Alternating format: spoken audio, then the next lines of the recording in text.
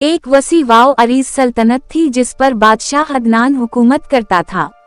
वो ताकतवर था, मगर अजीब बात ये थी कि वो बोलता नहीं था। दरबार में फैसले तहरीर में आते, हुक्म इशारों से दिया जाता और रियाया बस ये जानती थी कि बादशाह खामोश है मगर कमजोर नहीं।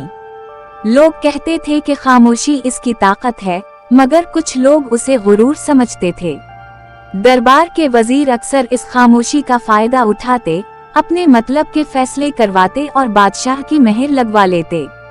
हर साल बादशाह शहर का खुफिया दौरा करता, सादा कपड़ों में एक आम आदमी बनकर। वो गलियों में घूमता, लोगों की बातें सुनता, उनके दिख दर्द महसूस करता, मगर अपनी शनाख्त जाहिर नहीं करता। इस साल भी वो निकला। एक चाय खाने में उसने दो आदमियों को बात करते सुना। ये मुल्क अब वजीरों के हाथ में है, बादशाह तो बस तख्त पर बोझ है, एक ने कहा।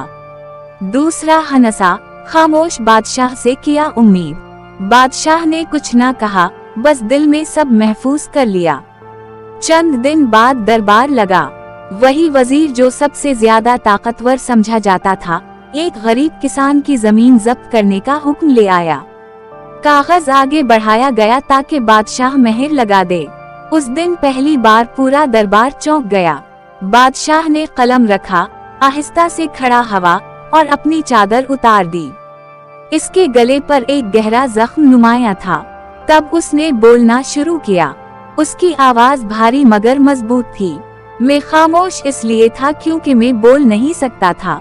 मेरी आवाज मुझसे एक जंग में छीन ली गई थी, मगर मैं सुनता था सब कुछ। दरबार साकत हो गया। आज ये जख्म भर चुका है, मगर तुम्हारे ज़मीर के जख्म नहीं भरेंगे। इसने वो तमाम फैसले सुनाए जो वजीरों ने गलत किए थे, वो तमाम बातें दोहरा दे जो इसने आम आदमी बनकर सुनी थीं। हर वजीर का चेहरा जर्द पड़ गया। आखिर में बादशाह ने कहा, असल ताकत बोलने में नहीं, इंसाफ में होती है। और खामोशी कमजोरी नहीं होती, कभी कभी वो सबसे बड़ा इम्तिहान होती है। उस दिन के बाद सल्तनत में एक नई तारीख लिखी गई और लोगों ने जान लिया कि खामोश बादशाह दरअसल सबसे ज्यादा बाखबर था।